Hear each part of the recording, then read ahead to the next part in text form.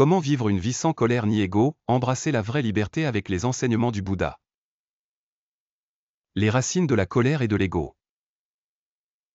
Dans un monde rempli de stress, de compétition et de défis constants, la colère et l'ego sont des émotions que beaucoup d'entre nous ressentent régulièrement. Mais que se passerait-il si ces émotions, qui nous contrôlent souvent, pouvaient être comprises et gérées d'une manière qui mène à la vraie paix et liberté? Selon les enseignements du Bouddha, la colère et l'ego ne sont pas seulement des obstacles mais des maladies qui peuvent être guéries.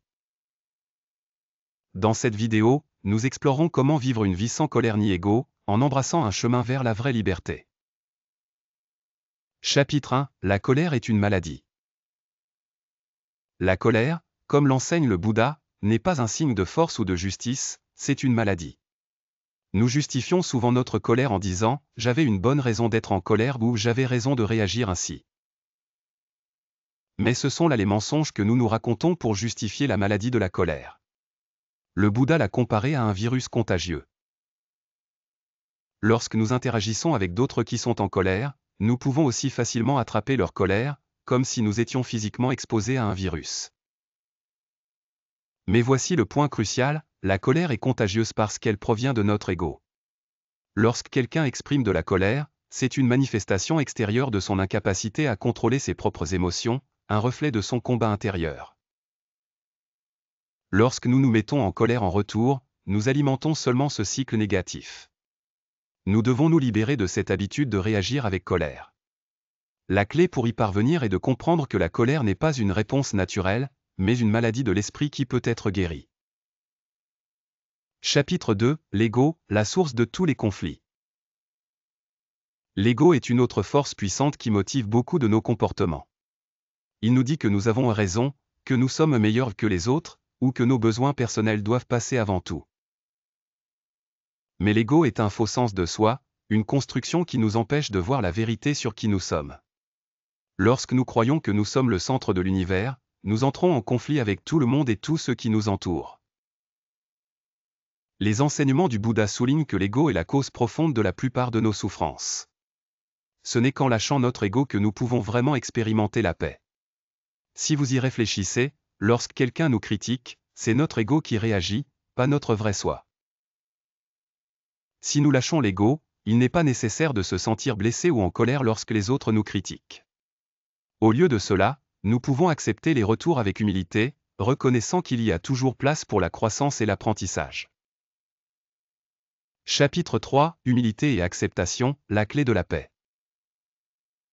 Imaginez un monde où nous n'avons pas besoin de nous défendre lorsque nous sommes critiqués.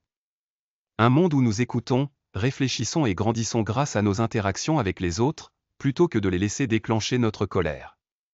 C'est le pouvoir de l'humilité. Le Bouddha enseigne que lorsque nous nous humilions, lorsque nous lâchons notre ego, nous pouvons aborder chaque situation avec un esprit calme et ouvert. L'humilité ne consiste pas à penser moins de nous-mêmes, mais à penser moins à nous-mêmes. Lorsque nous nous humilions, nous nous ouvrons à la sagesse des autres, reconnaissant que personne n'est parfait et que chacun a quelque chose de précieux à nous enseigner. Lorsque nous abordons la vie de cette manière, nous cessons de voir chaque interaction comme une bataille pour la supériorité et commençons à les voir comme des occasions d'apprendre et de grandir.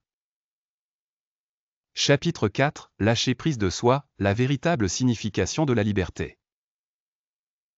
La vraie liberté vient lorsque nous lâchons l'idée d'un soi fixe et permanent. Le Bouddha enseigne que le concept de soi est une illusion. Nous ne sommes pas la somme de nos erreurs ou réussites passées, ni définis par nos rôles dans la société. Lorsque nous cessons de nous accrocher à une identité rigide, nous pouvons traverser la vie avec aisance, nous adaptant à différentes situations sans être contraints par le besoin de nous contrôler ou de nous définir. Ce processus de lâcher prise peut être difficile, car il implique de confronter nos attachements à notre ego et à notre image de soi. Mais une fois que nous lâchons prise, nous éprouvons un profond sentiment de liberté, liberté du jugement, de la colère et du besoin de prouver constamment notre valeur. Lorsque nous embrassons l'idée que nous sommes fluides, en constante évolution et interconnectés avec le monde qui nous entoure, nous pouvons vivre plus harmonieusement avec les autres et avec nous-mêmes. Chapitre 5. L'importance de l'adaptabilité, s'intégrer sans se perdre. La vie nécessite une adaptation constante. Que ce soit au travail, à la maison ou dans des contextes sociaux, nous nous ajustons toujours pour nous adapter à l'environnement. Mais comment faire cela sans perdre notre véritable identité? La réponse réside dans notre capacité à nous adapter tout en maintenant un sens de l'humilité et de l'ouverture. Lorsque nous sommes rigides dans nos croyances et nos actions, nous créons des frictions avec le monde qui nous entoure. Mais lorsque nous sommes flexibles et prêts à apprendre des autres, nous grandissons non seulement en tant qu'individus, mais nous créons également une harmonie avec ceux qui nous entourent. C'est l'essence d'une vie sans ego, une vie où nous pouvons être fidèles à nous-mêmes tout en nous intégrant dans le tissu de la société. Chapitre 6, le chemin vers la croissance intérieure, lâcher prise de la colère et de l'ego. En fin de compte, la clé de la paix intérieure réside dans notre capacité à lâcher prise de la colère et de l'ego. Lorsque nous cessons de réagir par la colère et la fierté, nous créons de l'espace pour la croissance, la compréhension et la véritable liberté. Le Bouddha nous enseigne que la souffrance est le résultat de notre attachement à ces émotions. Mais lorsque nous apprenons à les relâcher, nous nous ouvrons à une vie de joie, de paix et d'épanouissement. Le processus de lâcher prise n'est pas facile, mais il en vaut la peine. Il nécessite une conscience de soi, de la pleine conscience et une volonté de confronter nos faiblesses. Mais avec de la pratique, nous pouvons progressivement nous détacher de la colère et de l'ego qui nous ont retenus captifs si longtemps. Ce faisant, nous découvrirons une vie de paix et de joie profonde, une vie où nous pouvons vraiment être libres. Conclusion, une vie de véritable liberté. Les enseignements du Bouddha sur la colère et l'ego nous offrent un chemin vers la véritable liberté. En reconnaissant que la colère est une maladie et que l'ego est un faux sens de soi, nous pouvons commencer à libérer ces forces négatives de nos vies. À travers l'humilité, l'acceptation et l'adaptabilité, nous pouvons créer une vie où nous ne sommes pas gouvernés par nos émotions, mais où nous sommes libres de vivre en paix avec nous-mêmes et le monde qui nous entoure.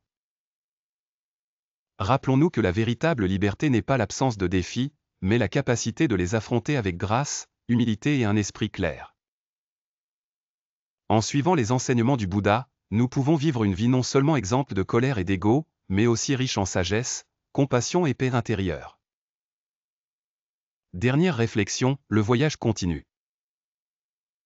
Le chemin pour surmonter la colère et l'ego n'est pas une destination, mais un voyage. Il nécessite de la patience, de la pratique et une volonté de changer. Mais en embrassant les enseignements du Bouddha, nous pouvons commencer ce voyage aujourd'hui. C'est un voyage qui mène non seulement à la paix personnelle, mais aussi à un monde plus harmonieux pour tous. Alors, faisons le premier pas aujourd'hui et commençons à vivre une vie exempte de colère et d'ego, en embrassant la véritable liberté qui vient avec le lâcher-prise.